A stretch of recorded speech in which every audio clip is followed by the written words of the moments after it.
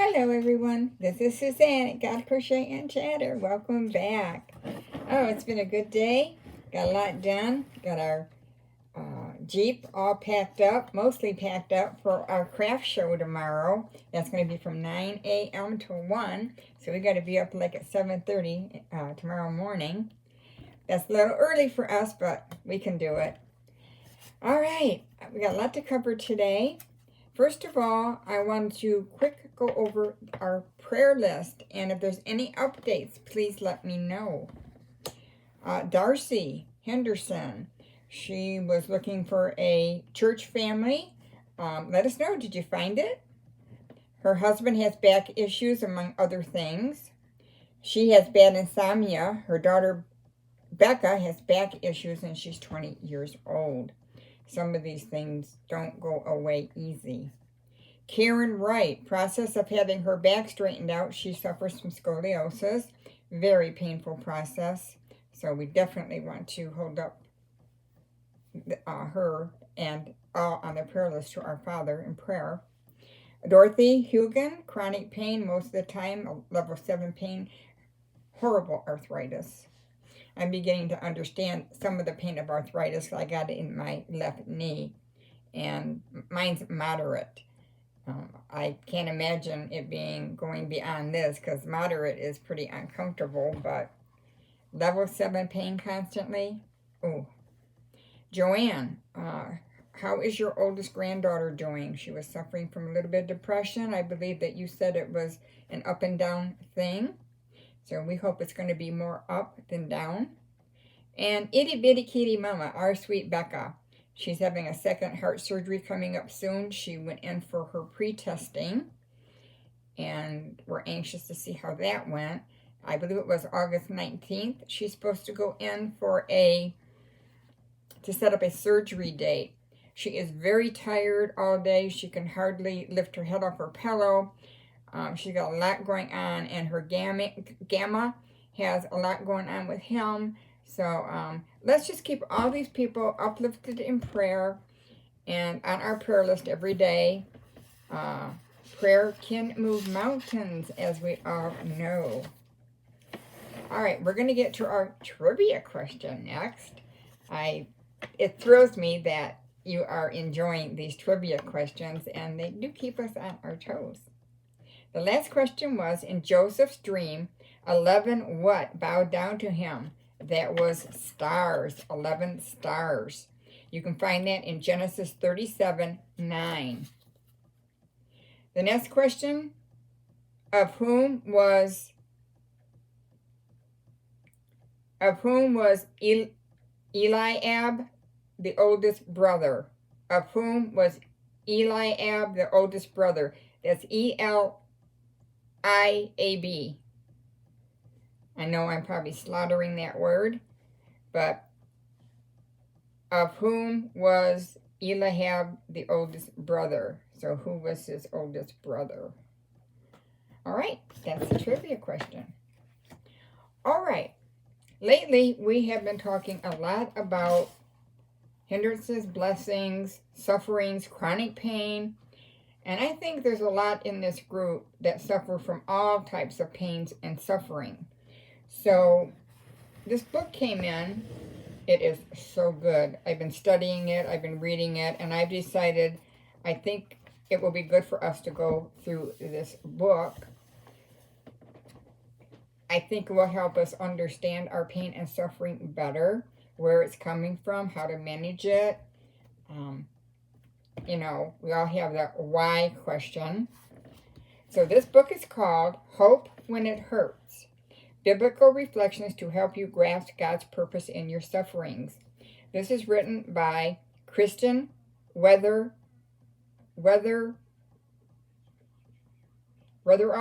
and Sarah Walton. And they do an introduction to tell you a little bit about themselves. This book is very well done. I think we'll gain a lot from this study. So I can do these on Friday only, and then do devotionals during the week. Let me know. That's important. I'd like to go through the book because there's just so much in here that will help all of us. All right, let's get started to the introduction into her book. These two ladies, Kristen and Sarah. Introduction. Life hurts.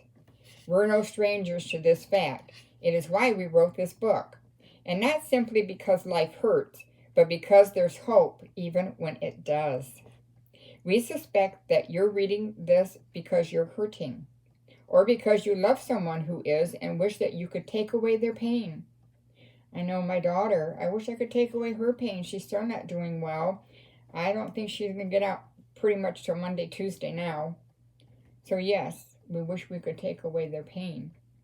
Perhaps the act of reading these pages is in itself a big deal for you because even the slightest effort feels like it drains you. No matter where you're coming from, whether you're suffering right now or not, we welcome you and are glad you're here. And if you are currently suffering, we are sorry.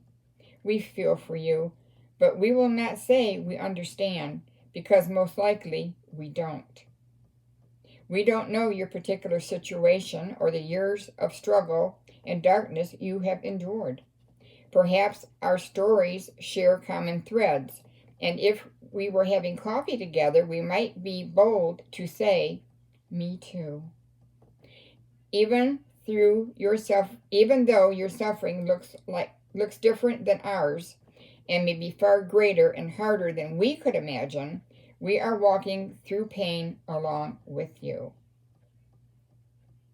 Isn't that great to be comforted with others that are walking through pain with us? And that pain comes in many forms, physically, emotionally, sicknesses. Pain of different sorts, but pain and suffering nonetheless. When we are hurting, the pain affects our view of everything, including our view of God. Perhaps yours made you doubt God for the first time, or think about Him for the first time.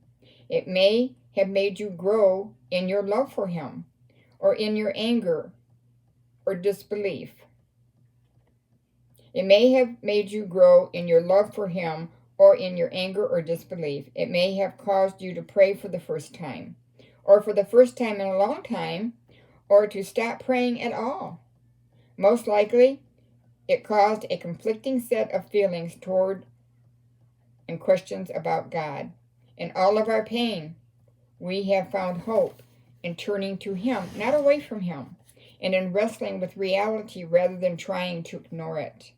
In this book, in many ways, a product of our journey and struggles. In the following pages, you will find 30 biblical reflections to help you grasp God's purpose in your suffering. Don't we all want to find that purpose in our sufferings? Each chapter is relatively short and accessible, and we hope you will take you to the truths of the Bible in a way that gives you hope. Don't we all want hope and keep hope alive? You will not find this book to be a comprehensive theology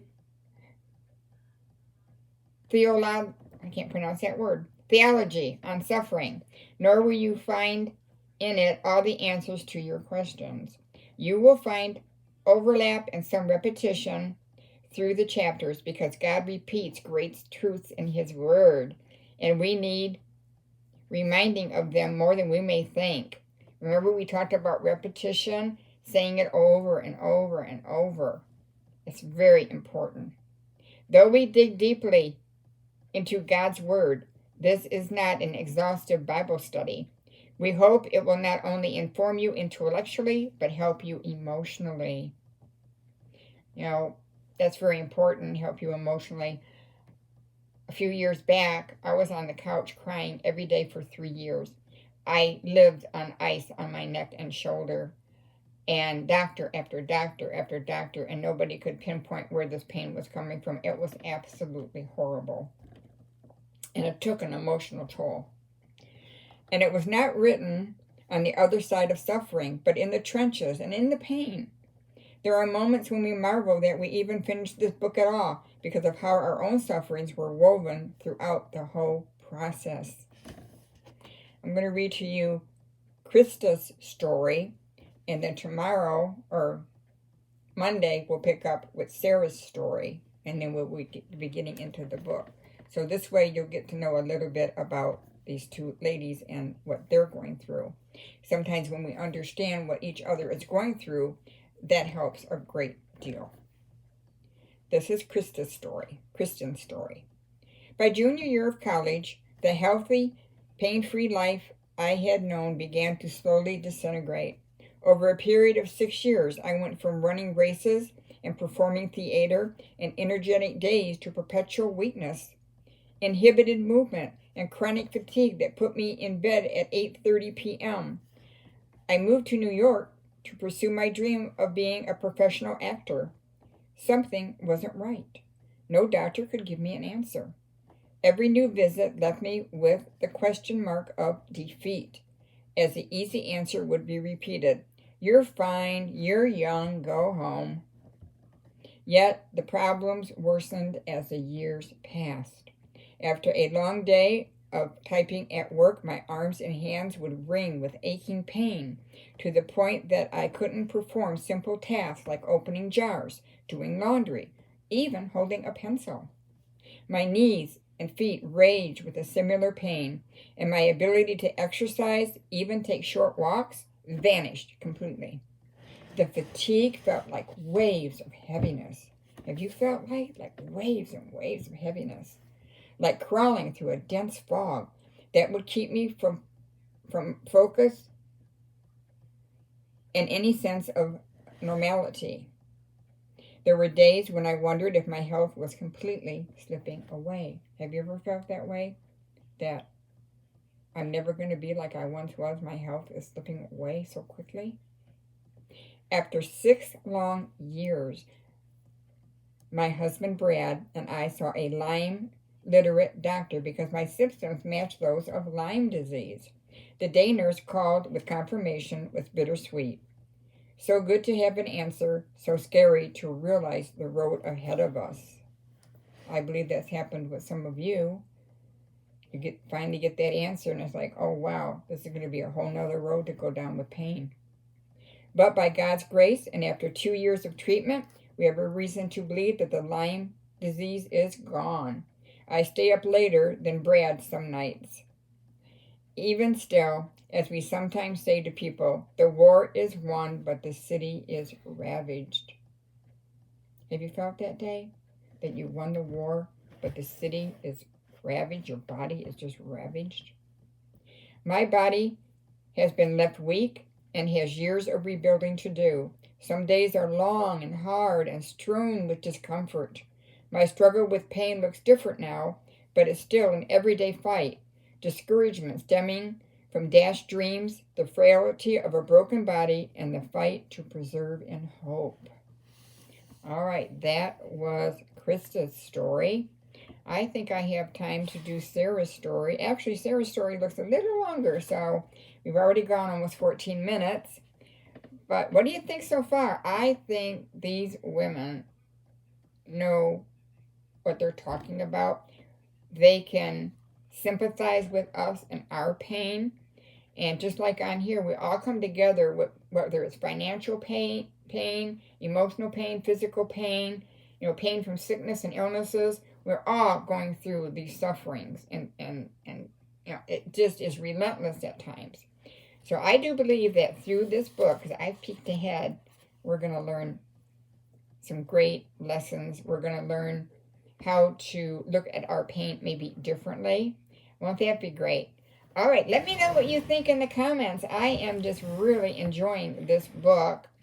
We are like-minded in our Christianity. We are like-minded in our encouragement of one another. We are like-minded in whatever difficulties we're going through in life. And I'm here to bring sunshine to your day, a big smile, and let you know it's going to be okay. And where 2 or 3 or more are gathered, the Lord is among us. And He's right here, right now with us. Isn't that awesome that we have such a loving God, that He will not forsake us ever? Oh, I think that's great. All right, everyone. This is Suzanne at Gotta Crochet and Chatter. Wish me well at tomorrow's craft fair or Drunk in the Trunk sale. we are looking forward to it. It's fun to walk around and see what other people are doing. All right, everyone, take care. You have a great weekend. Enjoy the weather. If all you can do is lay in bed and pray, watch a movie, do something to distract you the best you can. All right, everyone. I will be back on Monday with an overview. I believe we're on 2 Corinthians now. Woohoo! All right, take care.